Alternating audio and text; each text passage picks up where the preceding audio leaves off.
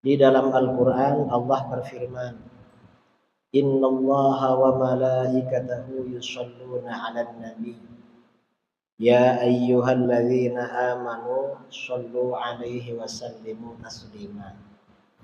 Sesungguhnya Allah dan para malaikatnya senantiasa bersolawat kepada Nabi. Jadi satu-satunya ibadah, tapi bagi Allah bukan ibadah ini. Ibadahnya manusia yang juga dilakukan oleh Allah itu sholawat. Yang dilakukan oleh Allah sholawat. Malaikat bersolawat kepada Nabi. Ya ayyuhalladzina amanu shollu alaihi wa sallimu taslima. Hai orang-orang yang beriman, bersolawatlah kamu kepadanya dan ucapkan salam kepadanya dengan sungguh-sungguh. Artinya sholawat ini sangat tinggi karena Allah saja bersolawat. Cuma ada perbedaan. Kalau sholawat Allah kepada Nabi Shallallahu Alaihi Wasallam, maksudnya bukan mendoakan, bukan. Artinya Allah selalu memberinya rahmat, memberinya kasih sayang, memberinya keagungan, meninggikan namanya, meninggikan agamanya, meninggikan umatnya. Itu maksudnya sholawat Allah kepada baginda Nabi SAW. Jadi begitu. Kalau para malaikat memang mendoakan, sholawatnya mendoakan Nabi kepada Allah Subhanahu wa Ta'ala. Kita bersolawat. Keutamaan sholawat itu apa? Keutamaan sholawat itu banyak sekali.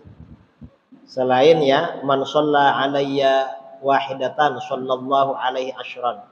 Siapa yang bersolawat kepadaku satu kali, Allah bersolawat kepadanya 10 kali.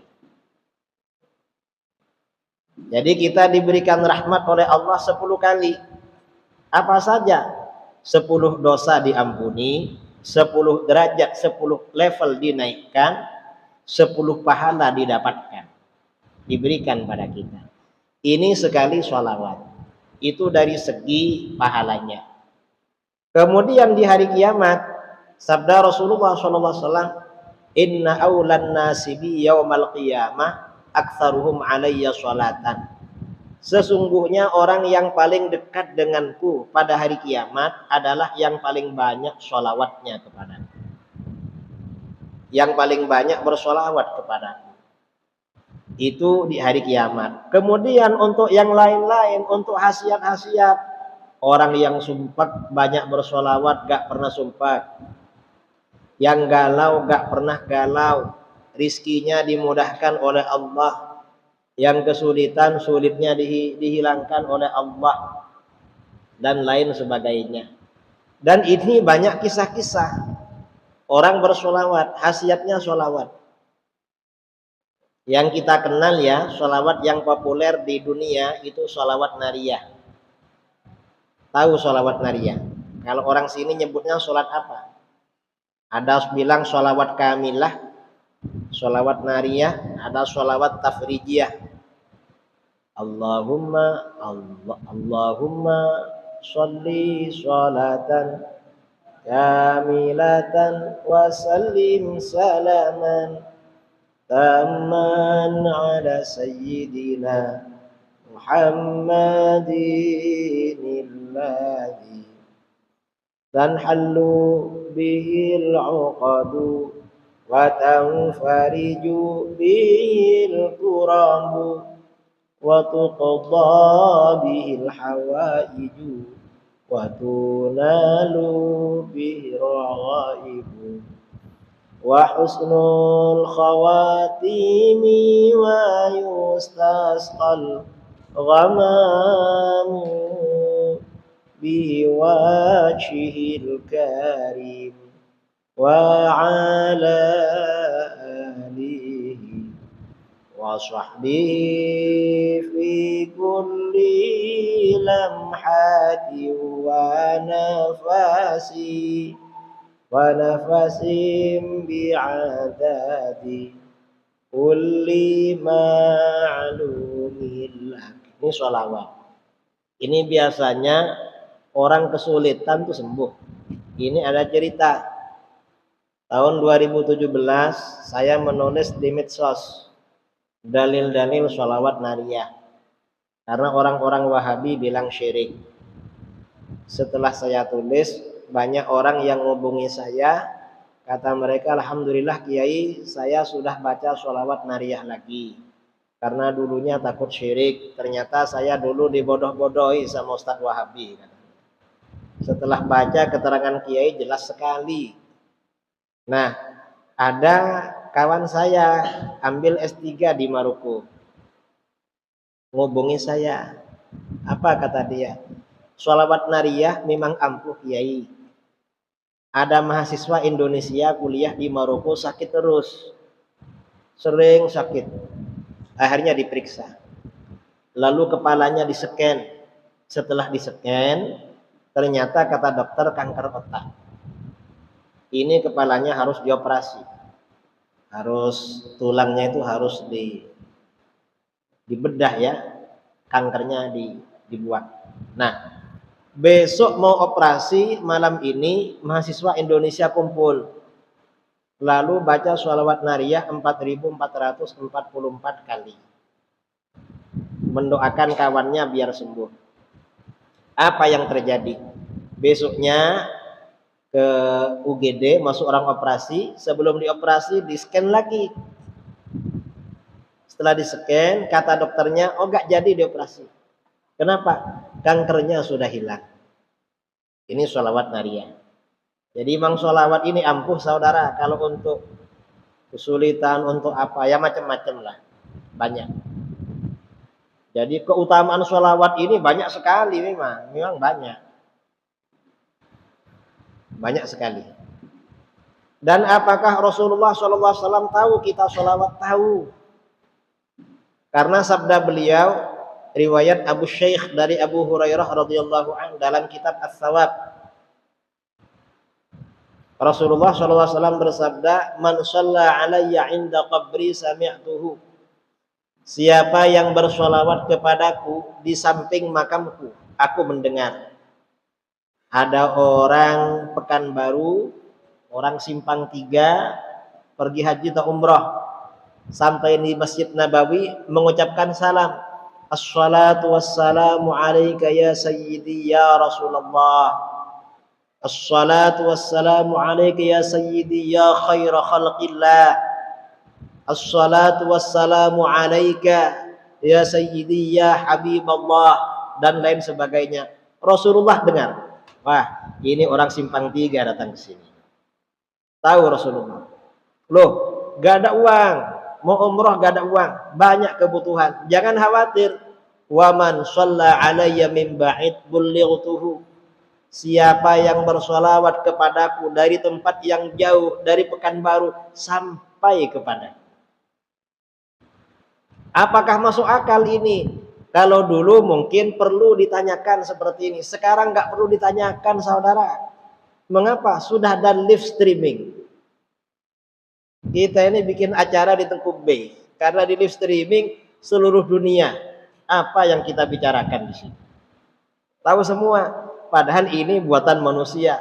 Gimana kalau live streaming CCTV buatan Allah? Kan pasti lebih canggih itu. Artinya apa?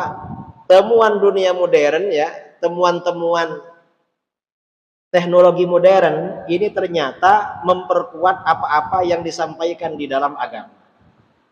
Bahwa seperti itu sangat masuk akal. Nah, lalu apakah orang bersolawat bisa bermimpi? Rasulullah SAW kalau banyak bersolawat bisa bermimpi. Sholawat apa? Ya sholawat apa saja dibaca sebanyak-banyaknya. Kalau ingin bermimpi, ini ada ulama di Mekah, Abu Said Muhammad bin Alwi Al-Maliki. Ada orang sowan, Buya, gimana caranya biar bermimpi Rasulullah? Kamu yang banyak makan ikan, ikan laut. Yang banyak makan ikan, jangan pernah berhenti makan ikan. Akhirnya orang ini makan ikan terus menerus.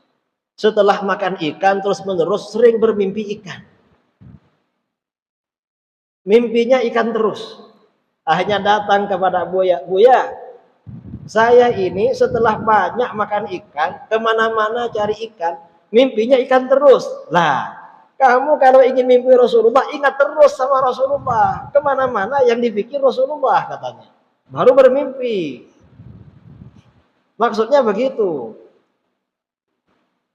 Ya kalau biasa-biasa, kadang bermimpi, kadang enggak. Tapi kalau sungguh-sungguh, insya Allah bermimpi. Sholawat apa? Apa saja, pokoknya sholawat. Insya Allah. Ini pertanyaan pertama. Pertanyaan kedua. Ya. Assalamualaikum warahmatullahi wabarakatuh. Assalamualaikum warahmatullahi wabarakatuh. Mohon izinkan saya yang pertama, apa perbedaan Ahmad dengan Muhammad? Yang kedua, guru tadi menjelaskan bahwa kalau ingin mengenal Allah, kalau ingin mencintai Allah, dalam tasawuf kita pernah bahwa Muhammad adalah wasilah antara Allah. Kalau ingin mengenal Allah, harus mengenal Allah. Yang ingin tambahkannya dalam mengenal Muhammad secara zahir atau mengenal Muhammad secara batin. Yang kedua, guru dengan ridho Allah menjelaskan tentang apa perbedaan demikian. Allahumma sholli ala sayyidina Muhammad.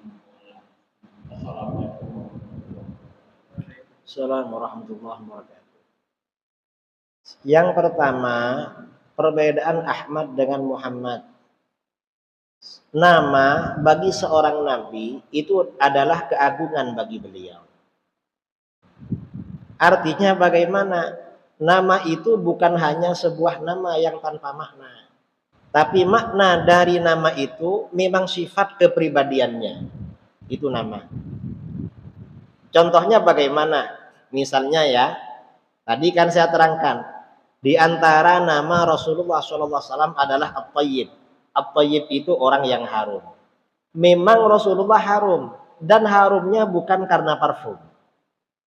Kalau nama bagi orang biasa, tetangga saya namanya Thayyib, orang yang harum. Tapi gak harum. Mengapa? Ya hanya sebuah nama tanpa makna. Jadi begitu. Kadang ada orang laki-laki namanya Jamil, laki-laki yang ganteng, orangnya tak ganteng, biasa-biasa. Nah, nama Rasulullah SAW yang paling populer Muhammad. Muhammad itu artinya orang paling banyak dipuji. Kalau melihat siapa orang paling banyak dipuji, ya memang Muhammad Rasulullah. Buktinya apa? Orang yang paling banyak dipuji biasanya sering menjadi buah bibir. Selalu disebutkan namanya oleh orang. Coba dipikir. Di masjid ini setiap 5 waktu yang disebut siapa namanya? Kan Nabi Muhammad kan. Berarti kan paling dipuji menjadi buah bibir. Jadi Rasulullah ini gak pernah berhenti disebut namanya. Dan paling banyak. Nabi-nabi yang lain beda saudara. Misalnya Nabi Isa, Yesus. Itu seminggu sekali orang Kristen nyebutnya. Nabi Musa orang Yahudi. Seminggu sekali hari Sabtu ibadahnya. Kalau umat Islam ini, orang azan nyebut Nabi Muhammad. Orang berdoa bersolawat pada Nabi Muhammad. Orang sholat bersolawat pada Nabi Muhammad. Orang mau ceramah bersolawat pada Nabi Muhammad. Orang akikoh semuanya bersolawat. Memang benar-benar orang paling terpuji saudara. Makanya disebut dengan Muhammad. Dan Nabi Muhammad ini dipuji, ya bukan hanya dipuji, memang terpuji memang. Makanya tadi dikatakan apapun yang berkaitan dengan beliau selalu terpuji. Gak ada yang tidak terpuji. Terpuji semua memang. Makanya beliau disebut dengan Muhammad. Beliau sendiri Nabi Muhammad SAW makhluk Allah yang paling utama, paling mulia, paling sempurna, paling agung. Umatnya umat paling baik, sudah paling terpuji. Sahabatnya sahabat paling terbaik, keluarganya paling terbaik. Bangsa yang melahirkan beliau paling baik, syariatnya paling baik, semuanya yang terbaik.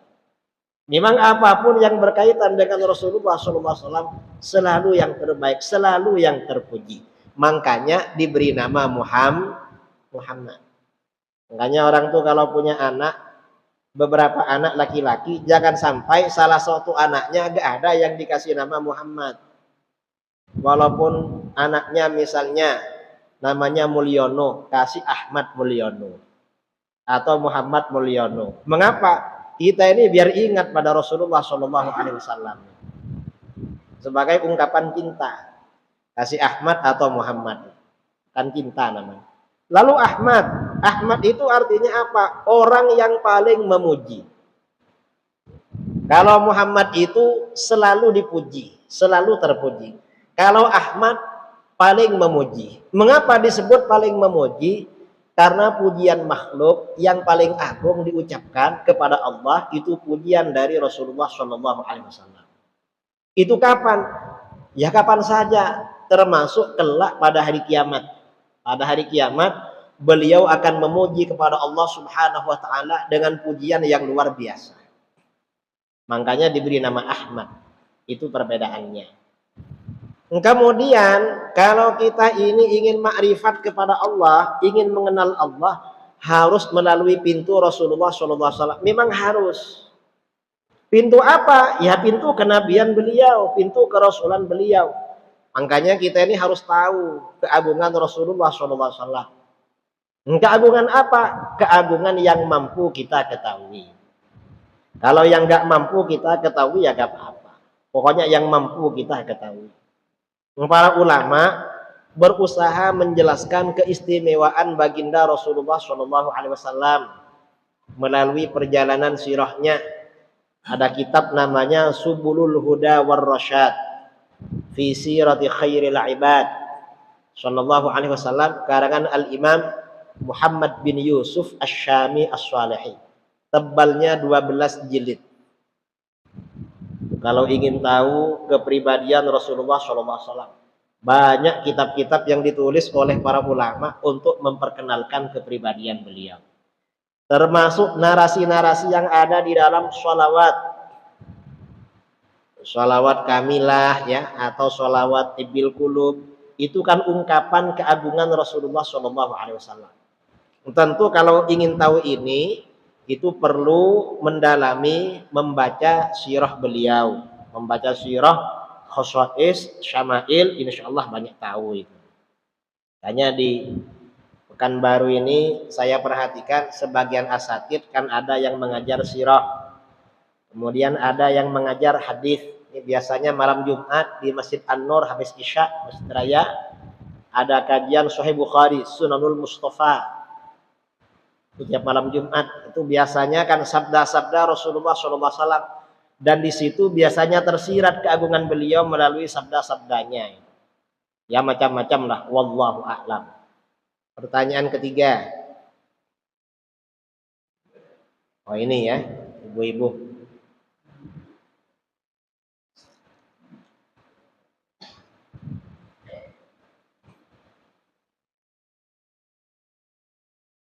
Bismillahirrahmanirrahim. Assalamualaikum warahmatullahi wabarakatuh. Assalamualaikum warahmatullahi wabarakatuh.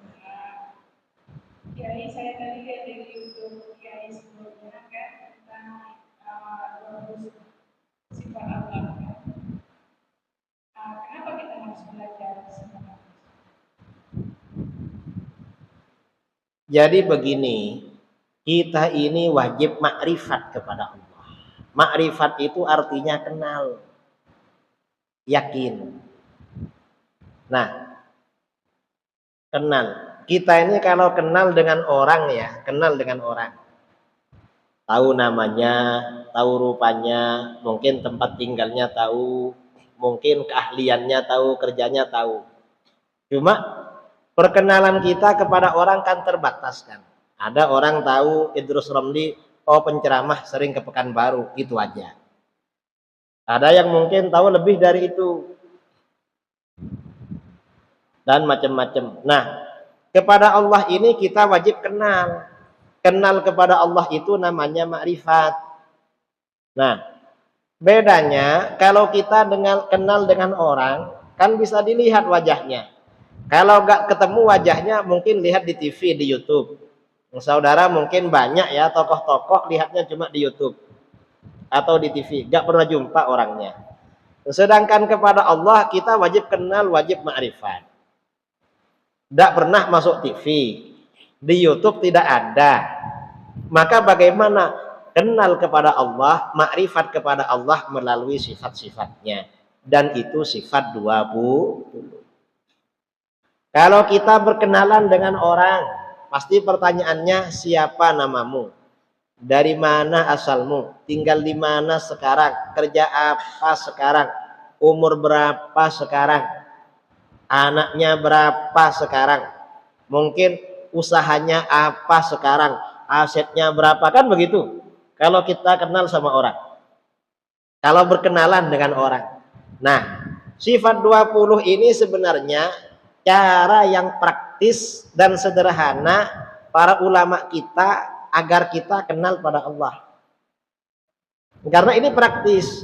Sehari semalam kita ini beribadah kepada Allah. Dalam setiap momen kita berzikir pada Allah. Mau makan, nyebut nama Allah. Mau minum, bismillah. Selesai minum, alhamdulillah. Semuanya Allah. Pertanyaannya, apakah Allah ada? Jawabnya adalah sifat pertama. Sifat apa? Sifat wujud. Kalau Allah ada, pertanyaan kedua, sejak kapan Allah ada?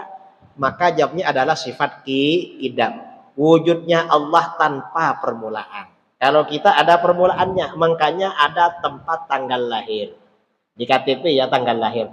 Allah gak pakai tanggal lahir karena qidam. Identitasnya nama Allah. Berarti ada. Sejak kapan? Qidam. Sampai kapan wujudnya Allah? Jawabnya adalah baqa. Kalau kita sampai kapan? Belum tahu. Mungkin besok, lusa, entah kapan. Tapi pasti ada. Saudara sekarang di KTP lahir. Nanti pasti anak cucunya wafat tahun sekian. Pasti begitu. Kemudian pertanyaan berikutnya. Allah yang wujud qidam baqa seperti apa? Kalau bako itu artinya akan maha kekal, maha abadi. Kita gak kekal, gak abadi. Makanya ada tanggal matinya. Ada expirednya. Jadi kalau sudah expired kan gak bisa dipakai itu ya. Udah harus dikubur itu. Karena sudah kadaluarsa. Allah yang wujud qidam bako. Seperti apa? Jawabnya adalah mukhalafatu lil hawadits. Allah tak serupa dengan apapun perkara baru. Karena kita kalau berbicara tentang sesuatu pasti tanya, nah Ustadz itu seperti siapa orangnya? Misalnya saudara mau beli mobil, ada mobil di sana bagus, murah. Seperti apa? Nah sekarang ini Allah diperkenalkan pada saudara, seperti apa? Jawabnya adalah mukhalafatu lil hawadits. Allah tak serupa dengan apapun perkara yang baru. Loh, terus di mana tempatnya? Kita ini kalau berkenalan, ditawarkan sesuatu, tempatnya di mana? Maka jawabnya adalah qiyamuhu bi nafsi. Allah berdiri pada zatnya sendiri. Lalu ada berapa? Jawabnya adalah wahdaniyat. Allah Maha Esa, Maha Tunggal, Maha Satu. Dan seterusnya. Tujuannya itu saudara, agar kita ini kenal dan makrifat kepada Allah. Itu sifat 20. Wajib hukumnya. Belajar sifat 20. Insyaallah yang sudah generasi tua-tua ini dulu sudah belajar di kampung. Mungkin sudah lupa atau bagaimana. Tapi masih ingat, kalau urutannya ingat. Cuma mungkin maknanya ada yang ingat, ada yang kayak ingat, ada yang apa. Tapi yang penting yakinlah pada Allah lah, gitu aja. Terakhir, pertanyaan terakhir. Oh itu di belakang ya, ibu yang belakang.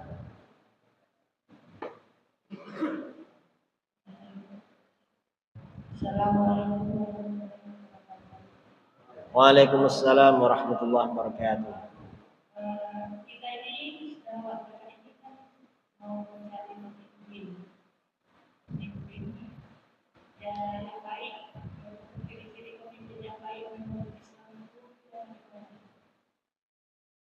Pemimpin yang baik menurut Islam itu apa saja?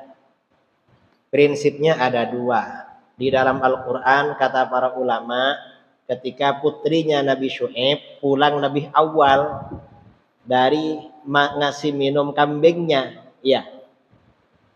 Nabi Musa ketika lari dari Mesir karena takut dibunuh oleh Fir'aun, melarikan diri berhari-hari gak makan, yang dimakan hanya daun-daunan di perjalanan. Sampai di satu tempat di Madian, lihat orang-orang ngasih minum kambing. Di tempat agak jauh dari situ ada dua perempuan bersama kambing-kambingnya. Ditanya oleh Nabi Isa, ma khatbukuma? Ada apa kamu berdua? Qalata la nasqi hatta yusdirar ri'a wa abuna syekhun kabir. Kami ini gak ngasih minum kambing-kambing kami sampai mereka, para penggembala laki-laki itu selesai. Ayah kami orang tua yang sudah tua sekali. Akhirnya apa? Nabi Musa tanya, apa sekitar sini ada sumur? Ada, cuma ketutupan batu. Batunya kuat sekali, besar sekali.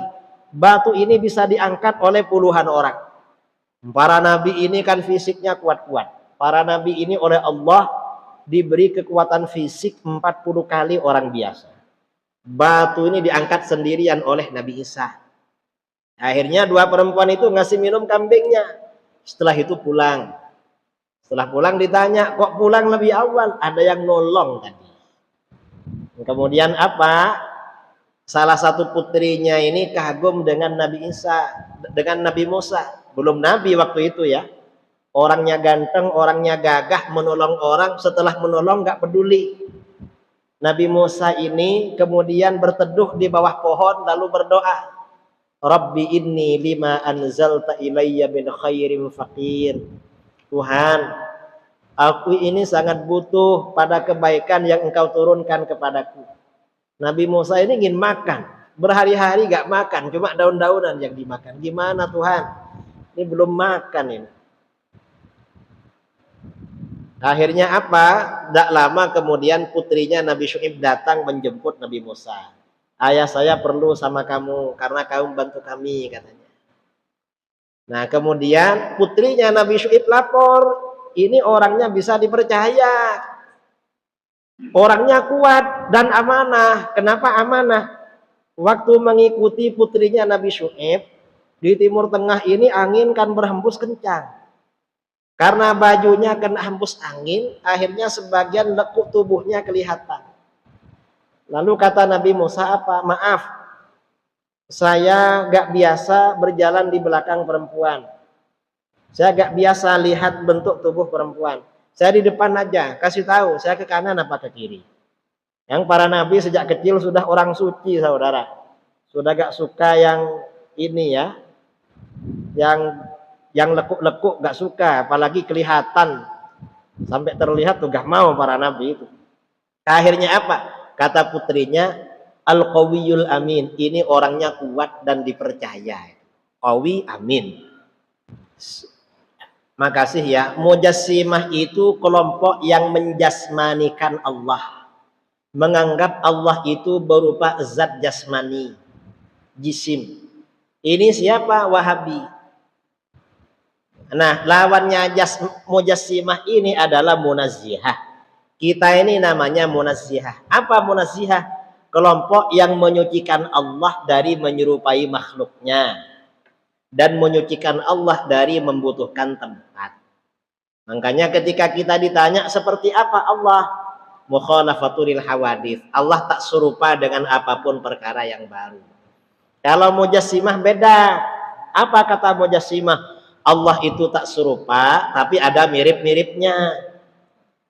Mirip apa? Ini di kitab Wahabi ya. Tuhan itu mirip seorang laki-laki yang masih muda, belum berjenggot, tingginya kira-kira 30 meter.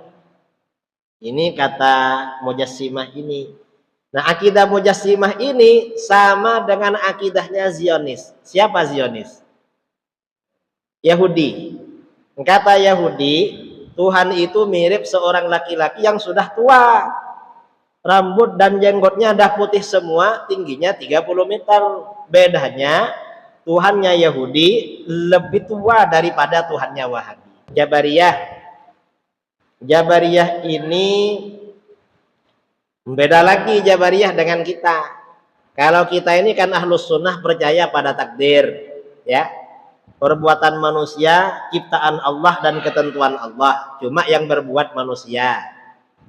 Kemudian ada Mu'tazilah yang disebut Qadariyah. Menurut Mu'tazilah, perbuatan manusia yang disengaja itu ciptaan dan ketentuan manusia. Tuhan gak ikut-ikut.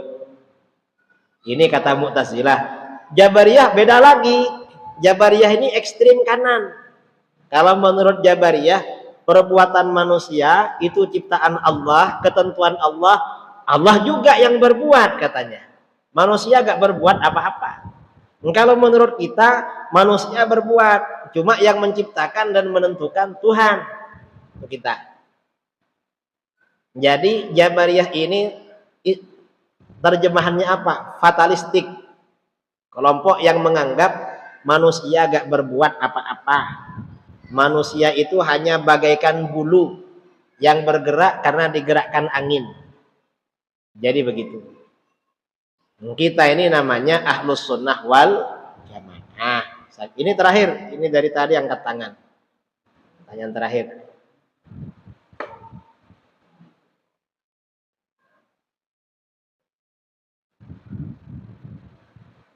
Assalamualaikum warahmatullahi wabarakatuh. Ya.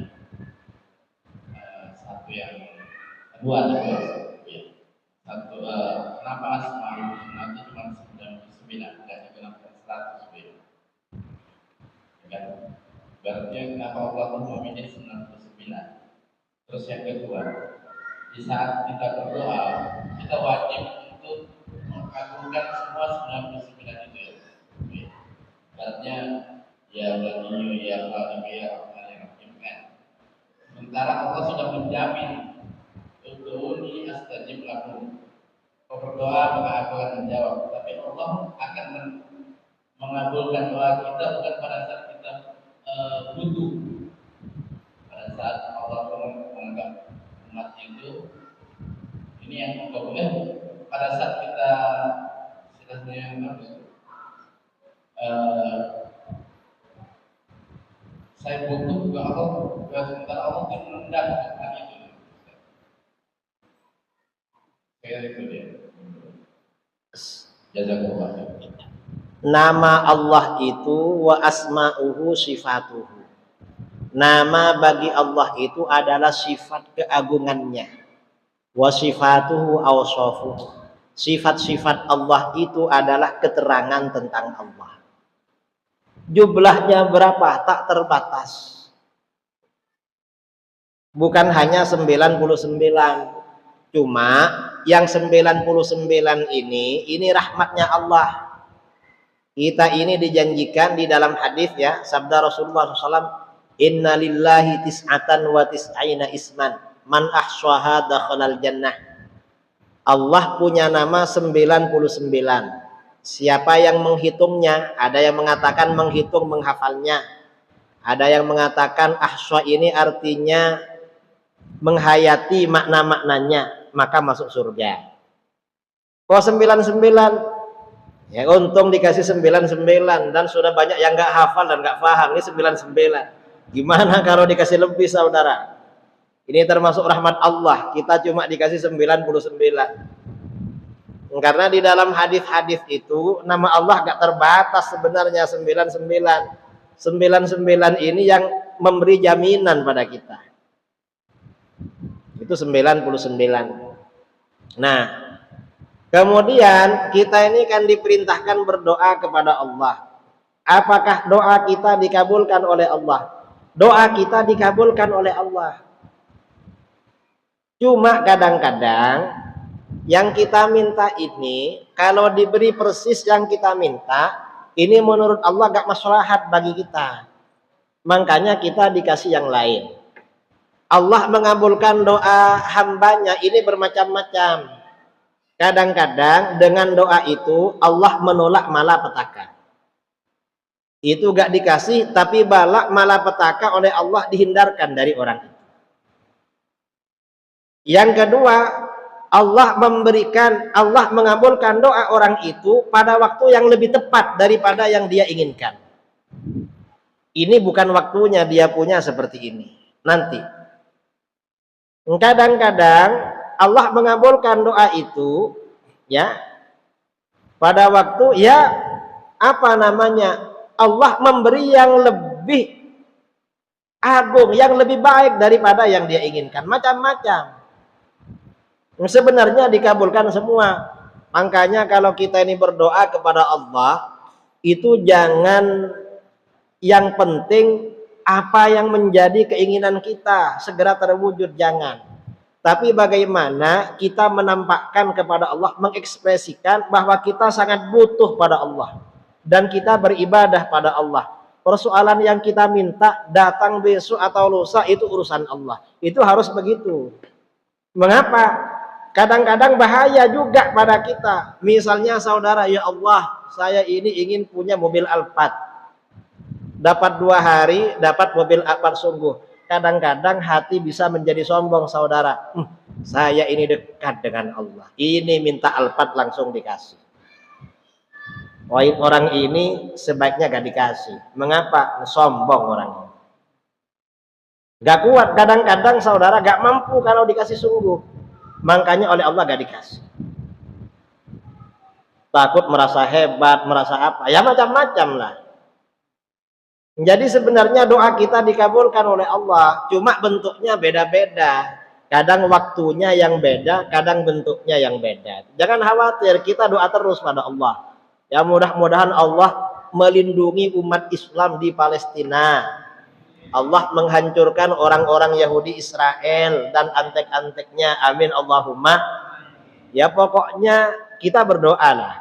Dan mungkin dibom meninggal juga saudara kita di sana. Bukan doa kita gak dikabulkan, yang penting kita dapat pahala.